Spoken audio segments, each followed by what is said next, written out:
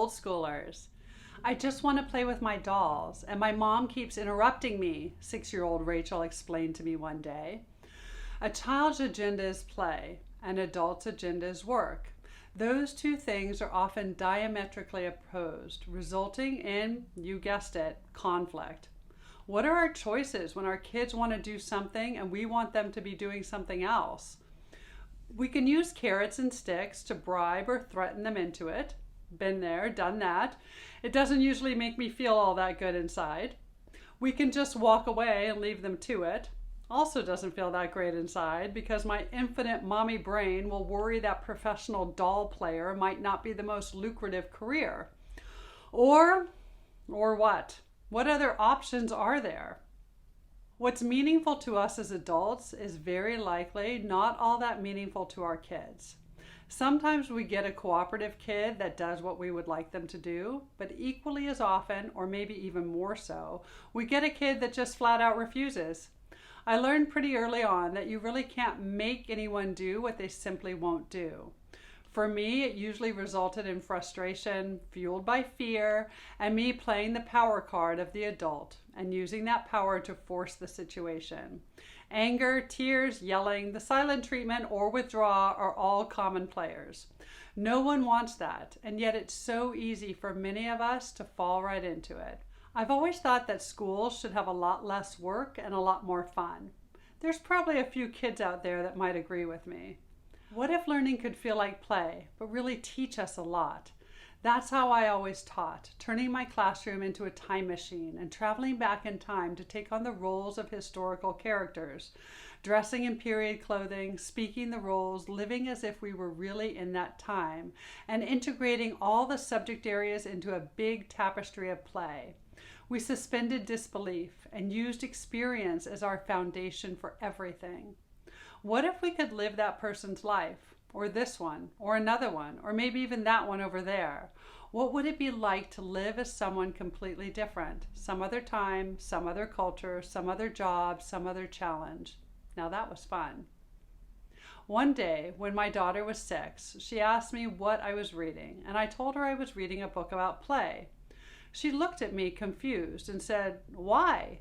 You already know everything you need to know about play from when you were a kid." We may have known everything we needed to know about play when we were kids, but for many of us, a lot of it has been forgotten on the way to adulthood.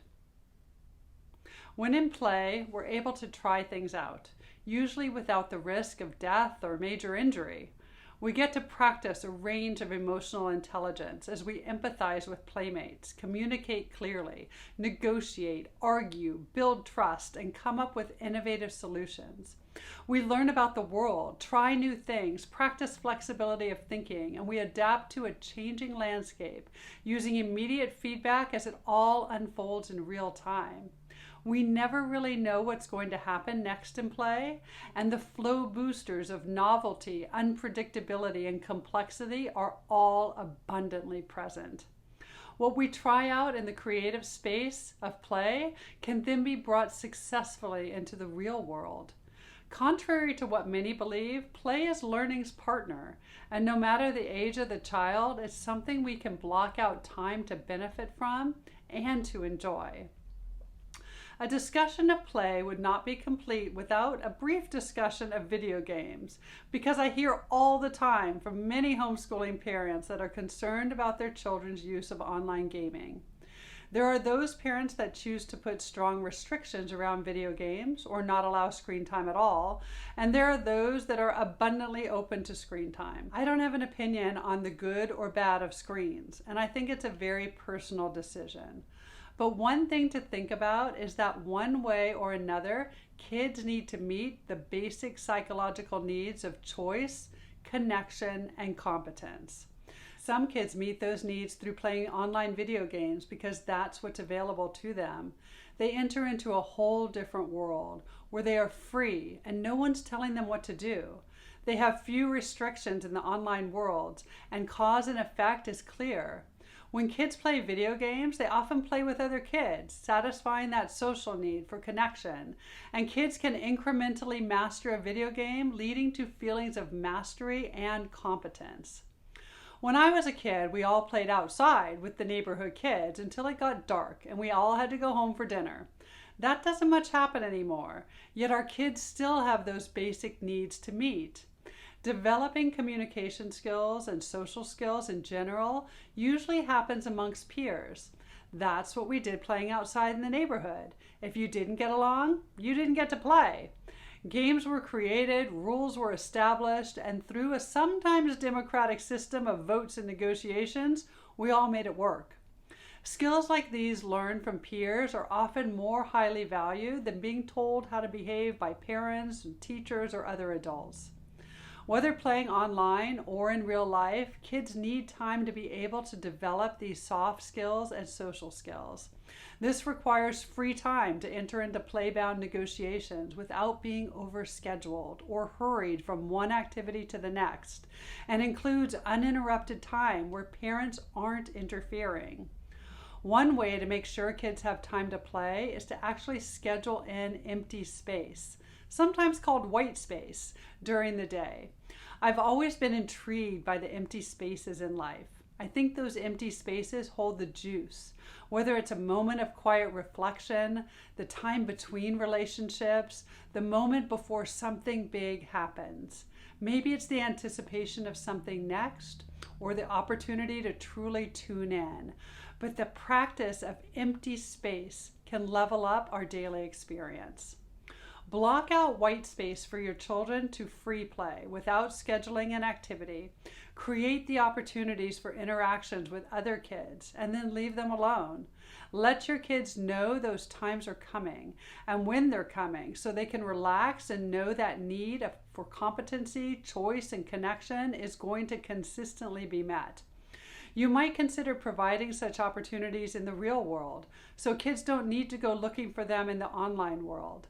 This doesn't mean you need to tightly schedule your day, though that works for some, but it does mean that you block out times for deep work and times for white space. Beyond blocking time, you don't have to do anything. It's not another job for us overworked, overwhelmed parents. Instead, create the space and get out of the way. Many of my parents create no-tech zones and then make sure there are other options for kids to choose. As writer and poet Dorothy Parker said, the cure for boredom is curiosity. There is no cure for curiosity.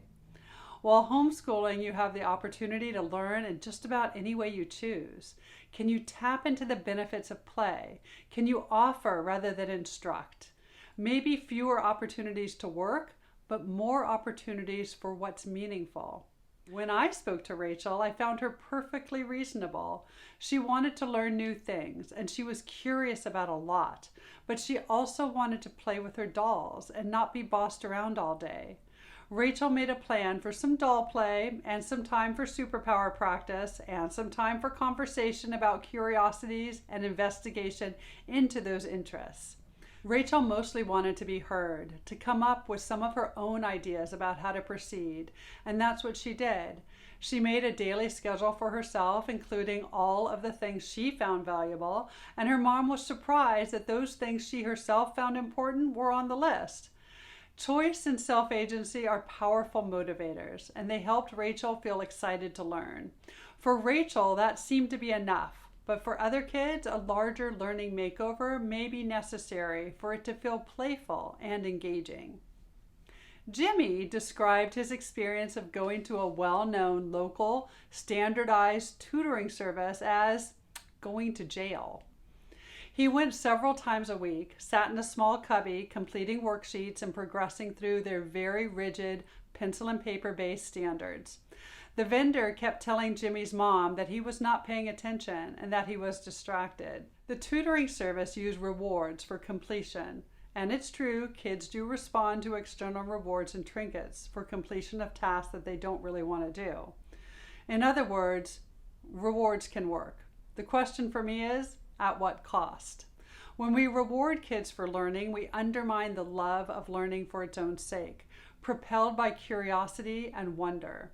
We learn to get the reward, not because we're interested in knowing more or acquiring information or skills that we need to achieve our goals. There's no meaning to the task, and so we're taught that learning is relevancy void. Kids hurry through just to be done with it, rather than taking pride in their work. And if there's a way to get around it and still get the reward, they'll find it. And certainly we know they may not remember what they've supposedly learned. None of this is what we want for our kids, and it's not what we want for our workforce either. Yet it's what we train, especially in places like Jimmy's tutoring. When I had a talk with Jimmy's mom about his experience of jail, she was reflective for a moment, and then she said, "I guess it is like jail." It's easy to fall into tutoring like that because the businesses are well-known chains with multiple locations, and the corporations pay for advertising and marketing that all makes it seem like the best possible thing for your child. When we don't know, we will go with something that seems popular. If we think about it, there are only two other places that operate under the restrictions that we find in school, and in school-like programs like Jimmy's. Jimmy nailed it when he said it felt like jail. That's one of the places that takes away freedom. The other is the military. The difference, though, is that kids have neither made the choice to go to school, as people in the military choose, and they haven't done anything wrong that would end them up in jail. We adults simply take autonomy from kids for their own good. Maybe your child has enjoyed and progressed rapidly at one of these structured tutoring businesses. If it works, it works. I'm not suggesting it's never a good choice. What I am suggesting is that there is a lot to think about when making such a choice. And above all, we need to listen to the experiences of our child. Anything that feels like jail probably isn't a good thing for learning. And maybe that's one reason why so many kids have a negative experience of school. We've talked about the feelings and experiences of play, and there's one more contributor that I'd like to share called the primacy recency effect. Basically, the primacy recency effect means that we remember best what comes first and what comes last. You may want to consider that effect when planning learning experiences with your child. If we want kids to enter into a learning activity with optimism and good feeling, we might want to make sure we start and end learning activities with those same positive feelings. Whether it's through playful engagement, upbeat music, humor, engaging snacks or resources, pay extra attention to your beginnings and to your endings. If you want to learn more about building curiosity and finding a rhythm of the day that honors play and learning, come on over to boldschoolers.com and join us in Bold Schoolers Blueprint. I'd love to hear from you. Leave me a comment. Does your daily rhythm feel like play? Is there value in that feeling of play for your child?